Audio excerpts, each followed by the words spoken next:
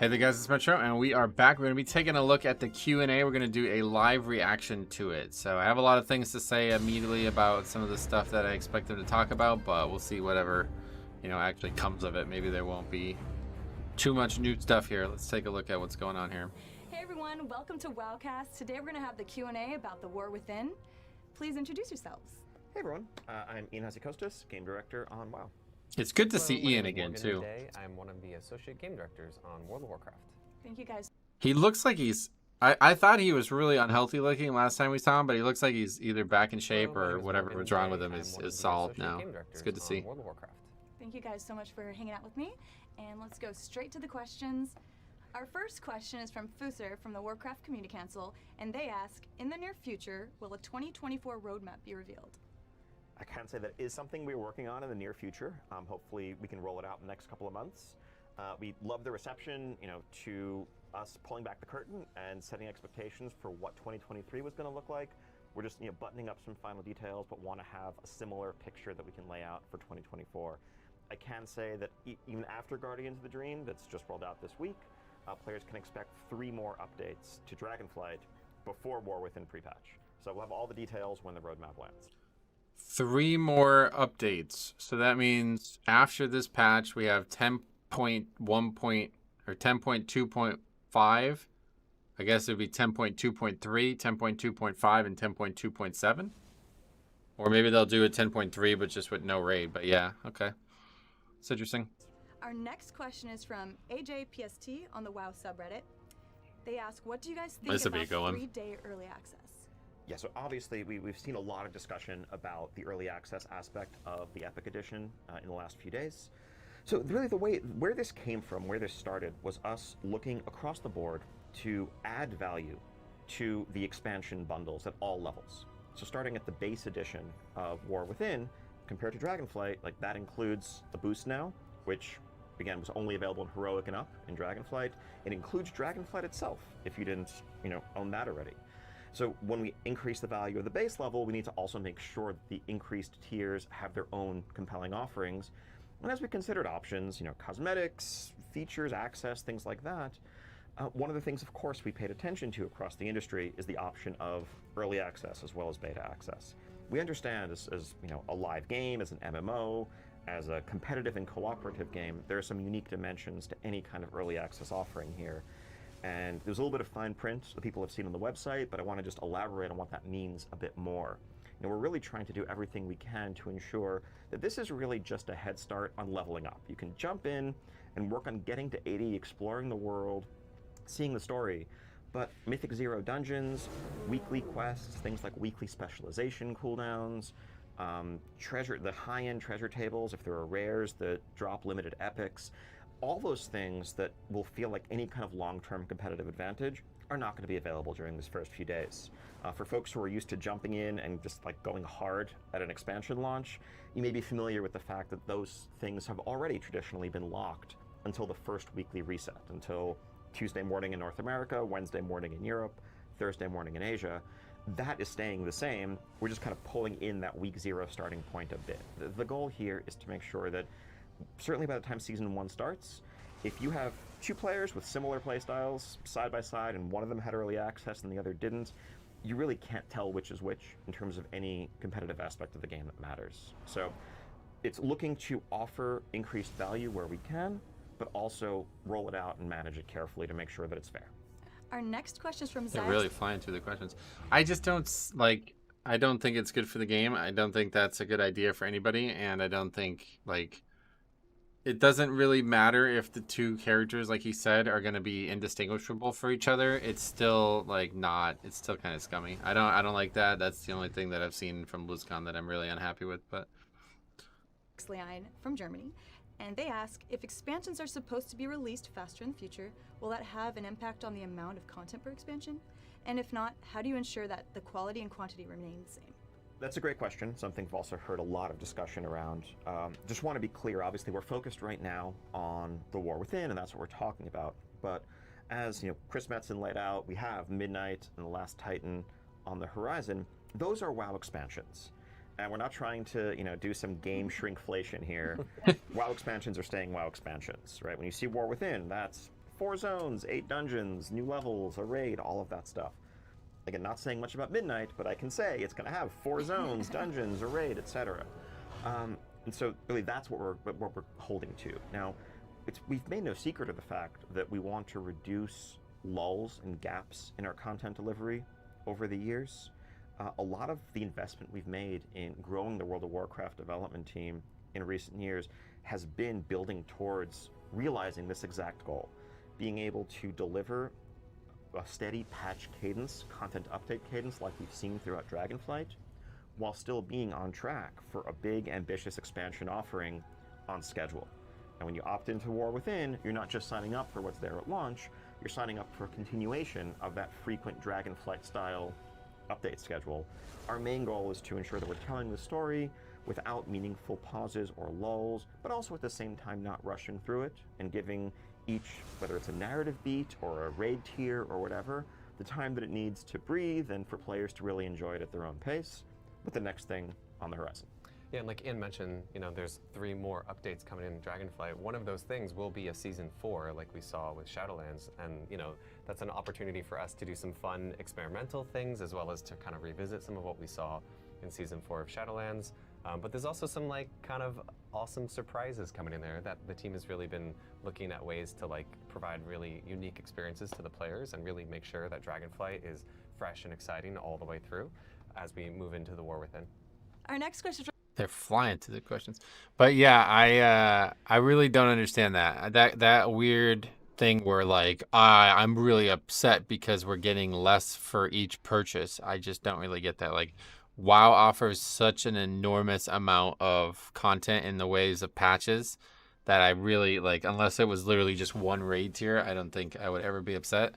But yeah, it's still they didn't talk about scope of it, but it's still, if they're talking about 2030, I think it's gonna still be better than people think it's gonna be. It's not like it's gonna be a year or less expansions. It's still gonna be a full expansion cycle, so I have absolutely no worries about that. From many players around the world, and including myself, will druids have dynamic flight in all of their flight forms, or some, or will there be a new flight form specifically for dynamic flying for druids?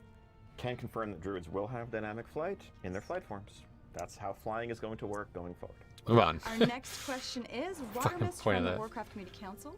Why is static flying not available until level 80 while dynamic flying is immediately available off the bat? May we hear your reasoning for this, please? Yeah, I can take that one. We actually discussed this quite a bit as we were moving into Dragonflight, but something about dragon riding, it just makes the questing experience a lot more engaging and exciting, and it really changes the way you engage with the world. And also, until you've really mastered it, there's a bit more variance to it, where with static flight you can kind of pop up, idle, look around, exactly pinpoint the quest mob, boop, land right on top of it, versus there's a lot more active gameplay with dragon riding, aka dynamic flight. I have to train my brain now. Yeah, me too. Dynamic flight. So yeah, we just feel like that's a much more interesting way to engage with the world, especially during level up as you're still exploring. And then we will have static flight unlock not too long after reaching max level. There's probably some really basic things that you might be used to, like explore the world, do some questing. We won't have renown on it. We learned that lesson. And then you'll be able to unlock it very early on in the War Within as well. Our next question is from... I really just don't understand why so many people are worried about flying. The only thing I've ever heard a valid complaint on it is they want to use a certain mount, and we'll see exactly how many mounts end up needing the regular flying to still be used. But you're really weird if you don't want dragon riding. It is 9 times faster than regular flying. I don't even know, man. They should just remove regular flying if it was I guess the only reason to keep it is because they don't have every single mount available or something like that. Dirty Paws from the Warcraft Community Council. Regarding professions, is the new system we got in Dragonflight staying? Are there any changes coming to what we saw in Dragonflight? Yeah, totally. So in the War Within, we will have new kind of specialization points where you can kind of customize your different professions as you are continuing to skill up in the War Within. Something else we're looking at is inspiration, the stat. We added a bunch of cool new stats for crafting in Dragonflight. And inspiration is one that we've heard a lot of feedback on and kind of keeping an eye on, since ultimately sometimes you have to kind of crit your crafting to make it the most valuable one possible. And if you have to crit, then the crit isn't a crit anymore; it's success. So we're looking at that one. And then lastly, we've seen a lot of great feedback around crafting orders and how people are enjoying that. But if you're not someone who's like at the bleeding edge of the crafting system, it can be hard to find crafting orders that you can fill. So we're looking at ways to kind of increase availability of crafting orders. And one of the ideas that we're currently experimenting with, and not sure that this is something that we'll be able to do at the launch of War Within, but we think it's a really fun idea to explore, is the idea of like NPC crafting orders, where maybe when you go to the crafting order UI, there'll be like someone, the Valdrakken Accord wants you to make some stuff for them because they're short on swords or something. They broke them all. How? Something like that could be really fun, so that it increases the audience that can engage with the crafting orders. So yeah, that's a really good change for War Within. Our next question. That's the thing. I really, really like professions in Dragonflight, but man, blacksmithing, never get to craft anything. Like, fucking ever. I've never done a single crafting order for anybody but my own characters. Jix says, the second I got Pathfinder, stop using dragon riding. That's crazy. I can't even imagine doing that. They needed systems like that the whole time, IMO. Yeah, I agree. It's a bit of a weird system. From Sargeras. How will the Warband's transmog unlocking work with class-locked items such as tier set tokens? Yeah, we're still kind of working through the details there, but in terms of the tier set tokens, we imagine that would kind of remain to be soulbound. Certainly that's an area where we're looking to get feedback on. Like, I know there are people who have multiple of one character, so that's definitely, one class. So that's definitely something that we'll be listening to feedback on, but right now the plans are those will stay soulbound, but that doesn't mean if based on feedback we couldn't find some alternative solutions there. Yeah, I think it's going to vary across legacy content. Set pieces were obtained in some different ways. Right. I think if specifically, as personal loot or otherwise, something is obtained directly as the warrior set, then you'll have to earn that on a warrior. There won't be a way to, when playing your rogue, collect a warrior appearance if it's dropping with class-specific logic. In others, with regard to generalized item drops, though, the goal is just for armor type not to matter. Okay. Once you have the item in your possession, if you don't know the appearance will be added to your warband. Class sets are a fun one though, because it's changed how those have actually been acquired so many times over the years that the team's really gonna have to dig in and look at each individual one and hopefully come up with solutions. But yeah, I trust them. I believe. See, that's here we go. That's a good question right there. See, that's the thing I worry about with all this account-wide shit, man. Like, it's clearly not gonna be like easy to implement across the entire game. I hadn't even thought about that. So yeah, like if you're trying to get 100% of the transmogs from a raid, you're still going to have to run dozens of characters through it. That really sucks. I didn't even think about that. But I guess maybe there'll be some, like if it's Paladin, Priest, Warlock from the old days, you can do it on a Paladin and get the Priest and the Warlock one maybe. I don't know. I didn't even thought about that. That's a big blunder on that whole system. But here's a question that I really want to hear the answer to. Let's see what they say. Our next question is from Maury from Discord. Can we opt out of warbands? Not currently. That is not the plan. You will have your warband across all of your characters. We have discussed certain elements of warbands that maybe you wouldn't want to have available on like a brand new character, right? Like one of those examples is exploration. We know often exploration is actually really helpful when you're leveling a new character to know, wait, where haven't I been, right? So that's one of those kind of unique areas where we've looked at and said, like, actually, this is a space where maybe we don't want to do that just from a pure gameplay perspective. It would actually be less convenient to have that. So definitely looking at areas like that we can look to make adjustments to. Yeah, I'd definitely be curious to kind of hear a bit more about what's behind this question. Like, if there's someone who's looking to opt out of warbands, what aspect of it would you not want defaulted to being inherently account-wide? Because most of this to us, based on the feedback we've heard from players, certainly over the years, feels like universally desirable convenience. But if we're overlooking something, we definitely like to hear that feedback. I'll be sure to forward that over once I get it. Yeah, so easy answer to that question. The game is a RPG, which is supposed to be, about a single character and the journey through that single character. For 20 years, I was able to control that character individually and have the journey play out the way I might play it. But now, if that's completely taken away from me, it's going to compromise the ability to engage in like rep grinds or other content that might be like, I can't even imagine, like, are they talking about quest progression? I don't know what the depths of the actual account bound stuff is, but as of right now, I just finished up 3 out of the 4 leveling challenges, and part of the leveling challenge was acquiring the rep that I needed to unlock the heritage armors. So, you know, if that goes away, then that is going to significantly change how those characters were leveled, and I definitely would like to opt out of that on those characters. Obviously, on any character I play as my main, then sure, whatever, no reason to opt out on that kind of stuff. But I think like this is a common issue for the development team. They don't really think about people playing the game any way other than just like blast through content, get to max level, do content at max level as efficiently as possible. And I get it. That's kind of 90% of the people playing the game nowadays. But yeah, I would really like to have the account bound stuff be opt out of, because I don't really like it at all. I would rather it just not exist, but I know everybody else wants it. So at least if there was an option to opt out of it. Our next question is from Ravage from the Warcraft Community Council. How will account-wide everything work for people who have multiple accounts on one client? Will each account be separated by their licenses, or will all licenses That's a good question, accounts too. be included in the Warband account-wide everything? Your Warband, the members of your Warband will span your Battle.net account. So if you have multiple WoW licenses, all of those will share Warband benefits. Wow. Now, there are some restrictions and limitations when it comes to that particular case. I think, for starters, when you're looking at the login screen of character select, you will only see the members of your Warband on that WoW account. You can't log into a different WoW account. That's crossing some walls that are pretty hard barriers within our system. Also, if you're actively multi-boxing, there may be some restrictions on interacting with certain aspects of shared Warbound systems, like the Warband Bank, for example. If one character on account A is actively using the Warband Bank, account B may find that that is currently locked. Again, that's simply just for transactional security and other things along those lines. But if you're just looking to play, make progress toward achievements, earn renown, share transmog, all of those things, doesn't matter whether you're on one WoW account or multiple, as long as they're on the same BNet.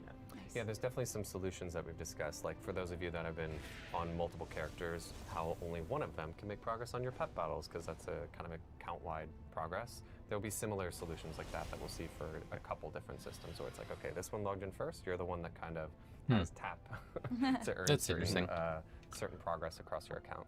I hadn't even thought about multi-boxing, but yeah, it sounds like that is a pretty, like, because I know people who actually have, like, their children have WoW licenses on their Battle.net account, and they all just share that.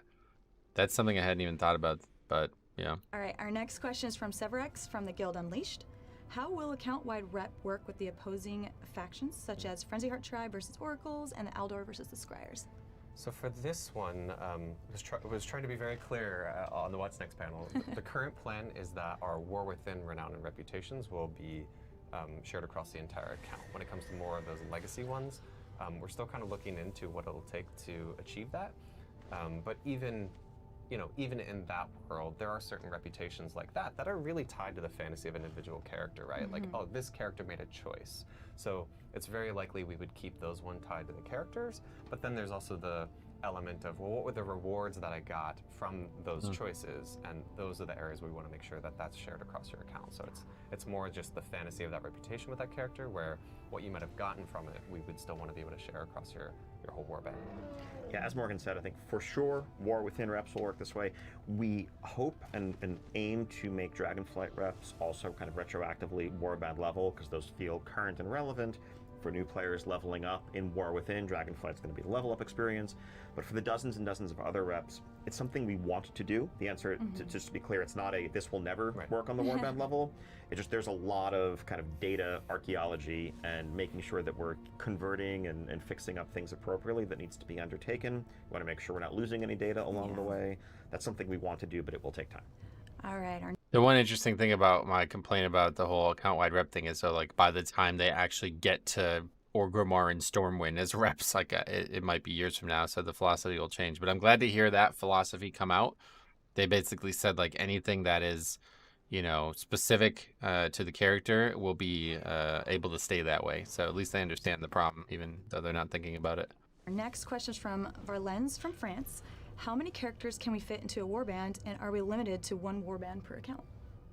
I believe it is 50 characters per WoW account, but like we said, you can have 60 more. as of Dragonflight. Oh, 60 as of Yeah, Dragonflight. used to Wow, be I have 50. old info We here. raised the cap because of those amazing hardcore altaholics out there. Oh, who is it had really 50 60 characters, right now? And then we're like, here is Evoker. Delete one of your characters. Oh. Okay. I that's didn't rough. even realize So that. it's 60 per WoW account, but like we said, you can have multiple accounts in your warband, but only one will share the character select screen. So lots. That So is why a lot. even answer is that So much. Nice. Stupid.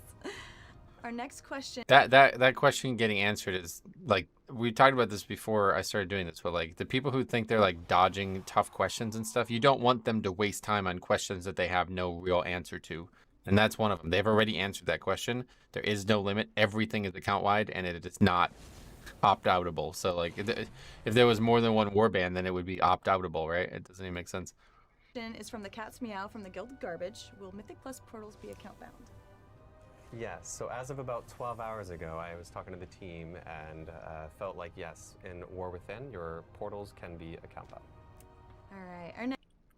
In terms of the 50 character cap, I believe that was BFA they raised that. In terms of the account-wide portals, Faxi brought that up before we started. He said I wouldn't like that. I've said that I would not want them to be account-wide, and it's for a very specific reason. It's because right now their cooldowns are also account-wide, or not account-wide. So if you have 10 characters and they all have a portal somewhere, and you want to farm transmog from that place, well, you can go, on the one character, portal there, hop in, do it, and then go on the next character and do it again. If the portals are account-wide, then it means you can only use one portal every 8 hours across all 50, maybe hundreds of characters you have. That's a downgrade. Like, you shouldn't want that. But I think what most people actually just want are the unlock of the portal to be account-wide, which I get it. Like, especially if, like for me, I played characters in MoP that I don't even touch anymore, and they have portals that I don't have on these realms at all. So yeah, it would be cool to have those portals on these realms, but realistically this is a quality of life downgrade for me yet again. So maybe if they could make it so the cooldown somehow is character specific, but the unlock of them is not character specific, then that would be like a win-win. But otherwise, like, I mean, when do you actually use portals? Like, what? I just don't really get why people wanted them to be account-wide in the first place. Like, other than using them to potentially go somewhere and farm transmog or something from that zone, like, you can just fly to the dungeons. You don't really, I don't really get the benefit of having them account-wide. We don't know what the cooldowns will be. That's just speculation. I mean, it's the speculation based on what we currently have, yeah. Next question is from Roland from France. Can we customize the background of the Warband menu? So this is a request we've heard from a few folks since rolling out that look at the new character select screen. We're going to have one cool backdrop at launch in War Within. Definitely feedback there is heard loud and clear. We're looking into, I think adding that functionality and customization down the line. It's not going to be something we can do right at launch. But I think as we've said a couple times, we really see Warbands as a foundation to build upon. And so, yeah, like the idea that as you reach a certain warband renown level with a certain group, if you could have their awesome settlement, if you like their vibe, you like their general architecture, if you could unlock using their settlement as your background character select screen, that's the kind of thing we'd love to chase in the future, but not at War Within launch. Okay. Our next. That's a really good, Size actually brought this up the other day. If you get a, like a Mythic Plus 20 portal done, and that's account wide now, then you can just use like Waycrest Manor's background or something like that. I don't know if it's possible, but I think they should just maybe make it moddable though. Like instead of like trying to design hundreds of permutations for this, then maybe just make it somehow that is moddable. Virard says, you seem to assume the worst possible scenario for all this stuff. No, I'm just assuming the current scenario will continue. So, they didn't say they're changing it. So, all right, let's see the next one. From Alistair from Germany. Since you're also revamping the banks through the Warband feature, are there also plans to revise or expand the general bags bank storage system? Will we finally be able to replace the standard bag? No plans currently to look at a broader kind of revamp there. Ultimately, often when we hear this feedback, we'll look to try to really look at more tactical solutions, right? Like I think Guardians of the Dream is a great example where we heard a lot of feedback around people's bag space, and the item upgrade system was something that we looked at to kind of help resolve some of the problems there. So, you know, in Guardians of the Dream, those will move your crests and stuff will move into your currency tab.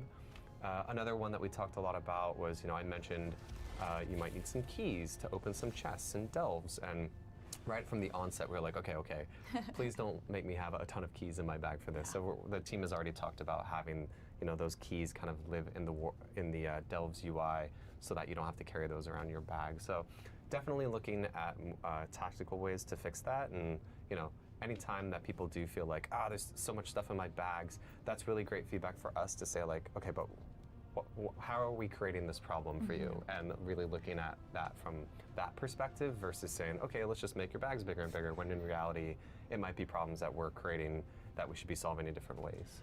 I will also add, though, that I think the way the OG character bank works is something we want to improve. Our focus right now is just on Warband storage.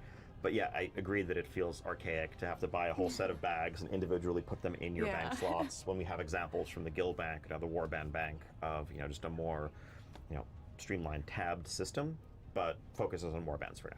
You don't like the bag progression game? I mean, I know tailors love it, but it's maybe not the most elegant thing. Our next question is from a lot of players all around the world. Is there something more you can do about bag bloat? The Warband Bank sounds like a step in the right direction, but we're still piling up valuable items faster than our bags are growing. Pretty much what Morgan just said to that. You know, it's something that we've heard probably more than ever over the course of Dragonflight. You know, when we've really doubled down on more varied world content in particular, which tends to have localized little systems and ecosystems, and you're gathering fragments as part of one event, or you're getting something else that's tied to a vendor as part of another. That can very quickly become overwhelming. We've been actively surveying, like looking at what items are most commonly in players' bags and trying to use that to guide our development philosophy going forward. That's interesting. You know, the answer, as Morgan said on the last question, isn't more bag space. At some point, you know, if you have 120 things already, that is an overwhelming amount of stuff. We should be trying to limit what we're asking you to hold, rather than just giving you more and more space until you can't even find anything in your own inventory anymore. A change that we are making in War Within also that will help to a small degree here is we're actually having, this is so exciting for me, but I'm sure most people are like, what are you talking about? Is like there will be subheaders within the currency tab. So like we can start to do things like say, hey, here are my War Within currencies. And then say, here's season 1 War Within currencies. And that way you can just say like, all right, collapse that. I don't want to see all the currency bloat as we've seen in the past. Because, you know, a lot of the time the team does discuss like, hey, should this be a currency, or should this be an item in the bag, or how do we want to deal with that?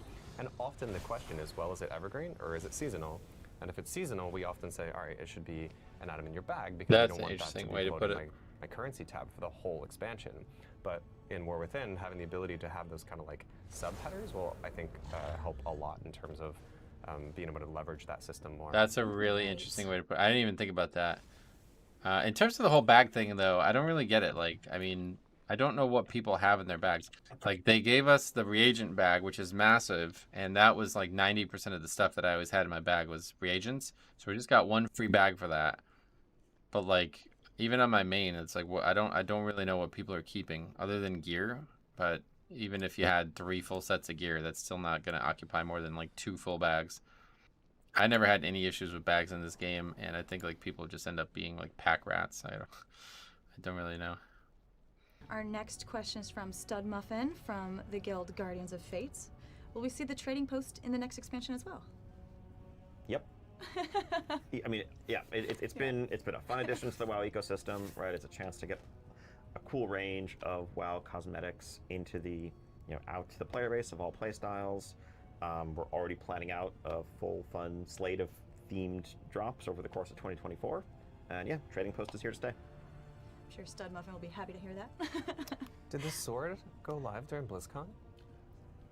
Exactly, yes. Nice. Yeah, Nice.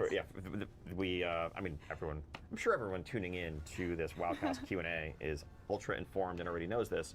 But one of the fun things we did with the Trading Post was the surprise drop for completing the monthly objective in November of a couple of sort of Sargeras transmogs that would have been spoilery if they'd been there on Oh, November yeah. 1st, but a few days later, makes sense.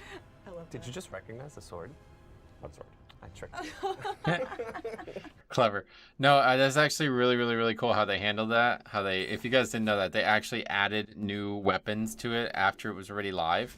And it's funny, yeah, because it could have been November 1st, which was only 2 days before BlizzCon, but I'm glad that they waited. But I just, like, why ask that question? Do you think they're going to remove the trading post? Like, what are you talking about? That's insane. Our next question is from Arbiter from Discord. What about server merging? Right now, most restrictions are lifted, cross-server groups and guilds, item and gold transfers, and region-wide auction house. What can we expect in the future? So, our approach so far has really been to tear down those barriers. Many aspects of the auction house still are realm-based. The commodities portion of it is region-wide, but there are still a lot of things that are rooted in server, not least of which is everyone's names and their guild names. But really, for now, our focus is on making it not matter what server you're on when it comes to basically any facet of your gameplay. If we reach a point down the line where we fully accomplished that goal, and it really raises the question of why do these exist at all, that's a bridge we would cross. But really, our focus is on the player experience first and foremost. Our next question is from Phenomenon from the Warcraft Community Council. Will there be another stat squish? And if so, what does that look like this time? If another stat squish is enacted, will the team be looking into the after effects that occur in regards to legacy content? So we're not currently planning on a stat squish for War Within. We're going to have some pretty large numbers, but they're comparable to numbers that we saw in Legion, let's say. We are almost certainly going to do a stat squish again at midnight when we get there. We've gotten better basically at doing this over the years. It's less of an ad hoc process and something we have more structure around. So I think I'm confident that we'll be able to better address legacy scaling. And as always, when we roll it out, make sure to roll it out from day one of the midnight alpha, so that we can have all the time needed to get any feedback or catch things we might have missed to make sure that it's not disruptive when it comes to legacy content. Our next. I really like the stat squish. I wish they would do it more. I wish they did one in Dragonflight, honestly. But it's weird how many people are so worried about legacy content. I still cannot get over how many people freak out about stuff that you can literally just find one other person for and just go. It's such a strange version of the game that we play nowadays. Question is from Raining Metal from Discord. Will the nature of the group finders, such as for looking for raids, dungeons, and time walking, ever be made cross-faction? So there's aspects there that we want to continue to expand. The pre-made group finder is inherently cross-faction for groups that you can form and walk into instances. It's an opt-in activity by design, and I think our plan is to keep it that way, in the sense of avoiding situations where someone is randomly queuing up for something and then just finding themselves in a group with members of the opposite faction in a way that can sort of violate some fundamental boundaries in the rest of the in-world Azeroth fiction. Our focus is on letting people play with their friends first and foremost. Now, we recognize, though, that there are some activities, time walking probably being the most notable among them, that can only be accessed via queuing. And there, what we would like to do, and we are working on this, is have the ability to say that, yes, if you're a pre-made cross-faction group, you can queue up for any of these queued activities, but that's not quite the same as random matchmaking with people who aren't opting into that cross-faction gameplay. Our next question. It's another one that I just opting into cross-faction gameplay. Such a strange thing. People actually care about this stuff. It's really strange. Nick has a great question, though. Why is Ian wearing 2 watches? That's a great... I have no idea. Is from Rugsy He's got from 2 Discord. things on his wrist. Can we expect to see the continuation of expanded character customization in the War Within? Can we expect more than new hair, eye colors coming in the future? Yeah, I think this is another one of those ongoing projects. I think as we've seen over the course of Dragonflight, some of our updates, additional options for for different races as it may. Dude, I can't unsee that now. I can't stop watching his wrist now. Jesus Christ. Makes sense. It's something, same with our UI updates and other areas. We want to just keep adding options, keep adding variety. And I think certainly we've learned from Evoker customization, for example, how to offer some more areas of customization that we would love to bring to other player races down the line. Our next. Kind of a no answer there, right? But saying evoker customization is something they're interested in bringing in, that should be like an understatement. Like, man, that would be. Could you imagine if like every faction or every race had that level of customization? It would be absolutely insane. But yeah, they're probably not actually both watches, but it just looks funny to have two things on your wrist. Like most smartwatches do both now, right? Like I don't think you need. He's got like an old school like regular watch on, and then maybe it's like a heirloom or something from his family or something. But otherwise, it's really strange to see two things on his wrist. Next question from Shalandana from Germany. Why do we travel back in time in Midnight: The Last Titan, and what does this mean? Are we talking about specific zones or an actual complete new old version of the world? So I think there's a misconception at the root of this question. This is definitely, we're not traveling in time at all. We have just healed the timeways as of Dawn of the Infinite recently. We don't need to venture there anytime soon, promise. When Chris Metzen said returning to the old world, he didn't mean old in the sense of temporal, but actually just returning to these familiar lands that we had visited at times in the past and seeing how they've changed and telling new stories in them. I think one of the things that is really essential for us when it comes to future World of Warcraft storytelling, and that we want to make sure we're able to do, is keep these iconic spaces vibrant and relevant. A world where it's, where, okay, we've been to Northrend and we told the story of the Lich King there 15 years ago, therefore we can't use it anymore, is not a world that really best serves the Warcraft franchise.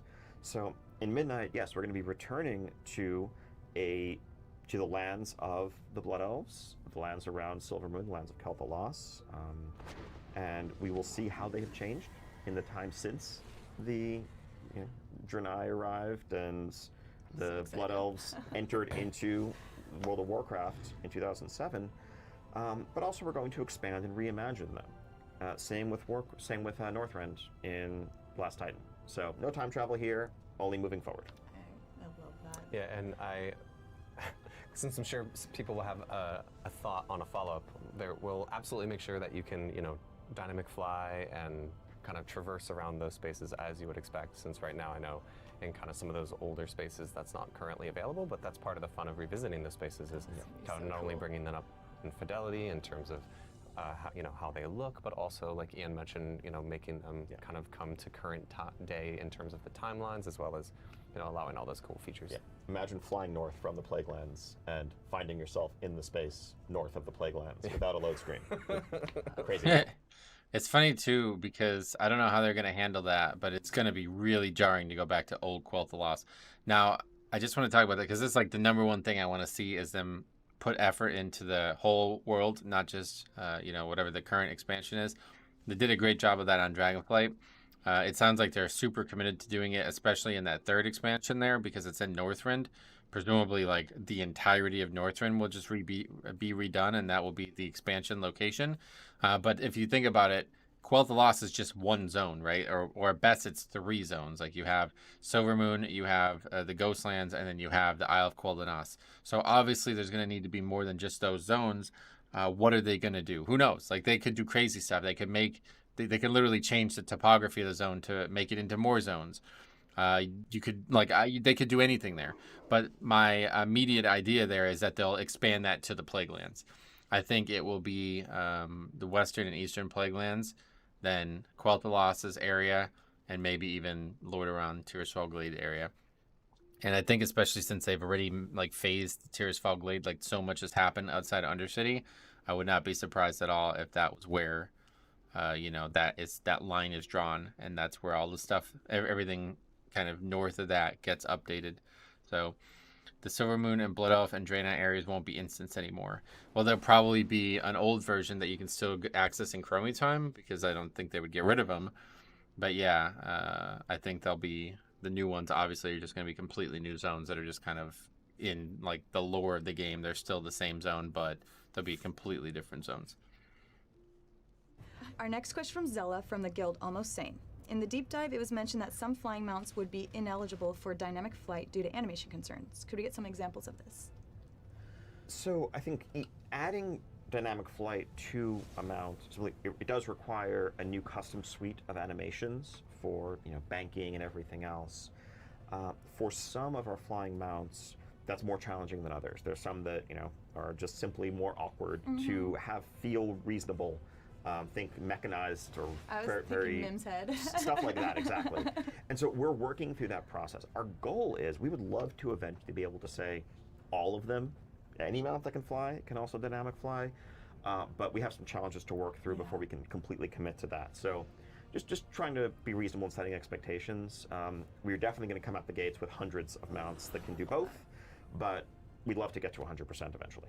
Yeah, I mean, the goal philosophically with mounts is always that they be, a choice. It's a collection. It's something that I want to choose based on an aesthetic. We don't want there to be objectively, right or wrong choices when it comes to mounts. So, we really want to get as many of these mounts into players' hands that can dynamically fly, but also, even if we can't quite hit 100%, we feel like it's very awesome to be able to provide a lot of these other cool ones, like we saw Invincible and some other ones in there that were, I'm stoked for those to come out. It's a big deal. I love it. I'm so excited. And so this is like interesting because I don't think, I feel like the game has designed itself into this weird problem, because you have all of these different weird types of mounts that people probably loved when they got a robot mount that hovers, you know what I mean? Like things that don't make sense for them to actually be flying mounts, but because they added so many unique, strange mounts over the years, there's probably I'm not a mount guy, obviously, but there's probably mounts out there that just will never make sense for dragon riding type flying, right? Like the magic carpet was one that came up to that will never make sense to be traveling that fast through the air, right? There's a couple that I'm sure are immediately sticking in people's heads. Our next question is from Moonfire from the guild Karazhan Chess Club. Love that guild name, by the way. Are Delve gear rewards going to be done in a raid lockout style, daily Mythic Plus style, or something new? Yeah, so caveat here, this is all subject to change based on player feedback. We're excited to get this into players' hands with, alpha and beta as soon as possible. Currently, what we're thinking is that you'll be able to run delves kind of as much as you would like. We don't want to have lockouts or anything on those. But as I mentioned, there will be these keys that you can kind of collect, both rare and epic keys. An epic key would probably be something that is given from the Aiding the Accord style quest, like on a weekly cadence, where the rare keys you can earn from doing activities in the outdoor world, and those are a bit more repeatable. And the gear would most likely be coming from those big, locked chests. But you would still be able to earn things like reputation, faction, a lot of other stuff from running a delve, as well as just if you want to kind of Just see how high you can push in your progression, you'll be able to do that whenever you feel like it. You won't need keys to get in there. So that's the current plan with delves in terms of the rewards and the itemization of how that will flow. And then of course, you'll be able to get gear from the Great Vault from the delves. Yeah. And the current plan there is that you'll be able to kind of fill that outdoor row bar from doing any number of those outdoor activities. But the we call it high water mark, right? How high of the eye level you're going to see from the delve or from the outdoor row would be from how challenging of a delve you might have done for the week. So I really, really, really, really like that answer. It's probably one of my favorite answers they've given so far, because it tells you that the loot from the actual content will be potentially hard. You only get so much of it a week, but the content itself will not be locked out. I wish they would fucking do that with Mythic Plus, dude. If they did that same shit with Mythic Plus, where the keystone was what gave you the loot, but you could just go do any key at any level ever if you just don't want the loot from it or the score from it or something like that. God, would that be such a better system? I really like that for delves, though, because I'm really interested in the potential challenge of it. And maybe, like I said, maybe doing some leveling challenge type characters on it, taking characters that I don't really know how to play in there and seeing what we can do with it. So that's a great answer. That's a really encouraging thing to hear about that. I'm a little worried about this whole delve system because I was super excited about Torghast when it came out. When it got announced, I was like, bro, am I going to switch from Mythic Plus to Torghast? You know what I mean? I didn't know. I didn't know if it was going to be another pillar of the game like Mythic Plus. I don't feel like delves are going to be another pillar of the game. Based on what I've heard, I feel like they're going to just be slightly better world content, and that's it. But the more I hear about them, yeah, they have insane potential. If they actually put the work into making them a pillar of the game and the systems work well around them, then it can be some of the coolest content they've ever added. All right, our next question from Akacha from Alex Draza server. Do the hero spec trees mean we will get some of the old playstyles back, such as dual-wield survival hunter or two-hand enhancement shaman? No. This is a fun question. As we were talking about hero talents early on, you know, like one of the ideas I loved was, you know, we were talking about Priest and we were talking about Anduin, and you know, we saw him in his kind of like battle gear, and I'm like, wouldn't it be cool to have a priest in plate armor? Like, look at Anduin, how cool is that? And then the more we got to talking about that, the more we were like, that would cause such massive itemization concerns, right? Like we all meme about like hunter loot, but like the problems that could occur just in terms of like getting gear for different specializations based on, wait, just because you're a different hero spec, suddenly you need this item that I'm not used to people needing. So we wanted to really avoid any of those kind of problems. We do think it's a fun space to explore, but that's not currently something that we would do with hero talents. If we wanted to make a change like that, we would want to make it much more global, so that was a lot more understandable. Our next question is from Selenis from France. Will archaeology make a comeback in the War Within? So archaeology, No, sounds like a no. It's been known in the past. I think the triangulation minigame, I do not think is likely to return in that form. I think when we look at archaeology, we understand, we hear these questions, understand the desire for and the interest in both the fantasy of just uncovering and unearthing aspects of Azeroth's history and the cultures that have lived here for centuries or thousands of years. Also, it's a chance to collect some cool cosmetics and more. So I think we're looking for different vehicles and different outlets for that gameplay, for those rewards. It's not hard to imagine, Delve scratching a little bit of that itch as we're journeying with Bran into some of these vaults and locations throughout Khazalgar that we might, in addition to loot and other things, be piecing together some pieces of a larger narrative and relics of the past. And it's something that the team doesn't want to let go of, entirely.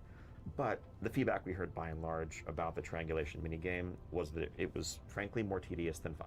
And that was, I think, the majority opinion. I know that there's a minority who loved it, but I think we, in this case, are listening to and are guided by the feedback that we're hearing in aggregate. There actually will be not archaeology, but a fun feature that is going to help scratch at that itch that Ian was talking about and really dive into some more like of the lore of the world in one of those future updates for Dragonflight called Azerothian Archives, which is, an opportunity for us to kind of take another view at how we might implement something like that. So I'm excited for people to see that, and please give us feedback and if that's something that you enjoy or like and want to see more of. We're always talking about ways to kind of add depth to the world and add, just the discoverability of some of the story of, these spaces that we're visiting to have so much history and life to them, and having ways to discover that is always something that we're talking about. How can we inject into the world? Yeah, more info on that coming soon. I love the idea of archaeology, but yeah, I totally agree. The implementation of it was really bad. But archaeology still exists. Like, they don't need to add new stuff to it. It's got an enormous amount of replayability. Like, that Jinrock weapon or whatever, it's like people spend like hundreds of thousands of hours trying to get that thing. So they don't really need any new content for it. But I like what he said about the idea there, where it was like exploring and flavor and stuff of universe and all that. That's my favorite part of archaeology. So yeah, that can just be in delves, just more stuff like that in the game. I think it's good for everybody. But it's funny because archaeology is actually super overpowered. A lot of people don't realize it, but you can actually level very, very fast through archaeology. Each time you complete a dig, it gives a ton of experience. And because the dwarf racial makes the dig go like 50% faster, if you are on a dwarf and you have full rested, it's like the fastest, like from my perspective, it's like the fastest EXP per hour in the game right now. Especially if you want to play a dwarf mage, because then you can port from one side of the continent to the other. But yeah, I don't think they'll bring it back, and I don't expect them to, because it's really funny to me though that there's people like excited about it in Cataclysm. It's like this friggin' community, man. Our next question comes from Harrison B. from the Wormrist Record server. Going into the War Within, are there measures in place to ensure accuracy with previous storylines? Yeah, I think yes, always, right? We have a vast team of actual literal, lore historians in our story and franchise development group. We have a fellow by the name of Christopher Metzen, who knows a thing or two about, just the broad arc of Warcraft history.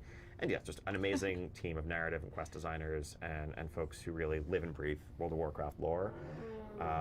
It's a big, complex space to keep track of. Obviously, we will occasionally miss things. Cue red shirt guy, but by and large, we do everything in our power to keep it all straight and make sure that we're not forgetting anybody. I think something that Taryn Gregory focuses on in particular these days, which is particularly awesome, I think is really tracking and charting the character arcs of all of our major characters, kind of diagramming that out, understanding who's going to be in the background at a given time, who's going to be in the forefront. Damn, that must be cool to see that. Making sure, again, that we're not forgetting anyone, and that if we reach a juncture in our narrative where it just really makes sense for a certain character to be there, they would not have sat idly by while something happened. We're going to make sure that we pay that off and don't neglect it. So, yeah. And also that they're speaking with one voice, right? When you have a team as awesome and as epic as the World of Warcraft team, there's often multiple people working on individual characters, and making sure that there's consistency across those characters is something that the team's really been focusing on. I really want to see Taryn's document on how he tracks it. Yeah, seriously. Yeah, they think Always Sunny whiteboard meme, basically. Pretty close. All right, we have our one last question. That's actually nuts. Like I didn't even think about that. That there might be two different writers writing character for the same character, dude. That is so nuts, dude. People do not give this company enough credit for how they've managed to keep everything cohesive for all these years with that many different characters and parts of the universe. That's actually really impressive to think about that. It's from Luau from Discord. Any chance on porting the multi-stage casting mechanic from Evoker to other classes? I'd love to see it on Chaos Bolt. No plans to extend that out in the War Within. When we have new kind of iconic mechanics like that for classes, we like to kind of keep them sacred for a little while. And we're not quite out of that window yet, but it's certainly something that, trust me, the team has talked about, and they're excited to explore in different spaces. There's obvious examples like, Chaos Bolt's a fun one, but also Hunters are one that I've heard the feedback a lot of times, like, can I just pull the bow, more and more? It's very iconic in terms of gaming mechanics. So definitely something we're talking about, but not something that we're looking to extend in the War Within. Thank you so much, guys, for talking about the War Within today. Thank you all for the amazing questions. This is really just the tip of the iceberg, right? It's so exciting for us to pull back the curtain, show everyone what we've been working on and what's coming your way next year. I know there's many more questions out there. We're going to keep looking to get information out to all of you and just kind of continue the conversation as we move ahead towards Alpha in the spring. Yeah, what he said. Thanks for being here. Don't go anywhere, guys. We're going to have a Q&A with the Warcraft Classic team. No, I'm going somewhere. Yeah, I'm not watching that nonsense. But yeah, I'm nothing new there really. Some questions that were complete waste of time as always. Unfortunately, I don't know why they even bother. I think they try to throw questions in like that to just try to confuse people into thinking that they're organically acquired questions, and they're like, oh, we had no idea that question was coming up. But yeah, they just didn't have that many different things to talk about, I guess. But yeah, it's cool. I mean, obviously the Warband stuff is the thing that I'm the most keen on learning more about, because I do think it's gonna change a lot of the way I've played the game, not necessarily for the positive. But yeah, delves are certainly the thing that potentially have the most the most intrigue for me. I want to see how that plays out. I really would like to have good, solid world content. I really would.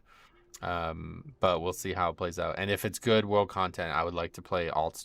I have no interest in playing world content on a DK tank. That's always been my big issue. I love Mythic Plus dungeons and raiding as a certain spec. Holy Pally for years, you know what I mean? Blood DK now for 5-mans. But doing world content on a tank is so ultra boring, dude. No damage, no single target has always been an issue for Blood DK. And there's so many rares and things that you kill that just take forever to kill. It's so boring. So I would love there to be, especially if they do lean into the whole account-wide stuff, I would love for there to be really good world content that I can do just on alts, and that would be a world content character only. I've been wanting to do that for years. Account bound portals is the best news today. So tell me why you're excited about that. I'd love to hear somebody tell me why they're excited about account bound portals. More Mythic Plus hotfixes just went out for Season 3. Oh, yeah. But in terms of the Q&A, though, I would say that there's not really... I was kind of disappointed that they didn't talk more about the actual class talent thing. What are they calling those? The hero talents. That is probably the system that I'm...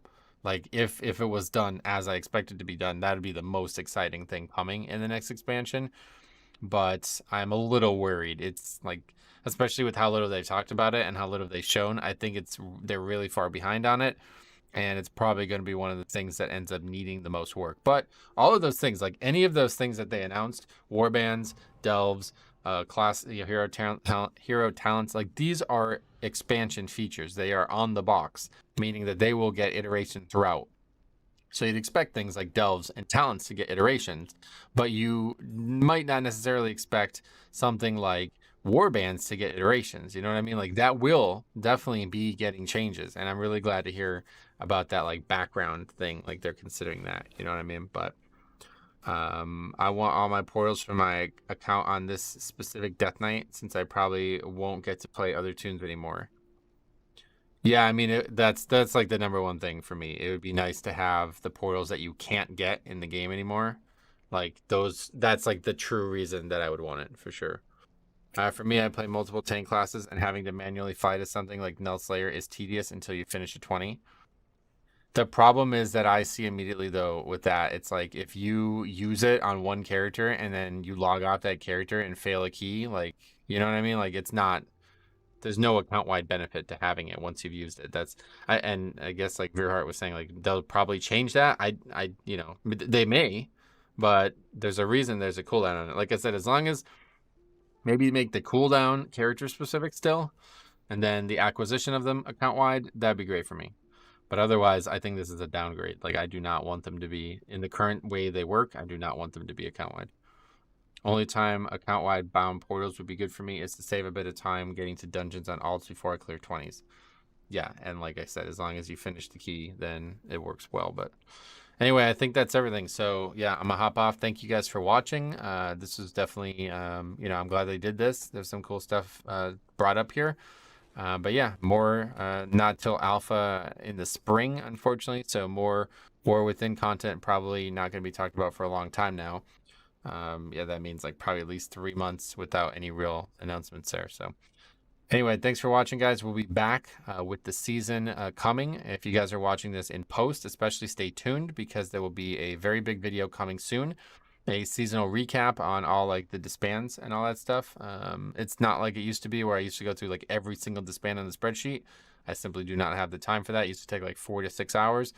But we went through all the ones that I remembered, and then the playlist. And I think a lot of people probably haven't seen some of those. So there's some really good moments in that. And then, you know, the same flavor we add into that video all the time is going to be there too. So we'll see you guys there for that. Otherwise, see you guys on Tuesday for the new season. I'm going to hit it hard. Hopefully, you know, we might add some streams next week and stuff like that. So thanks for watching. We'll see you guys in the next one.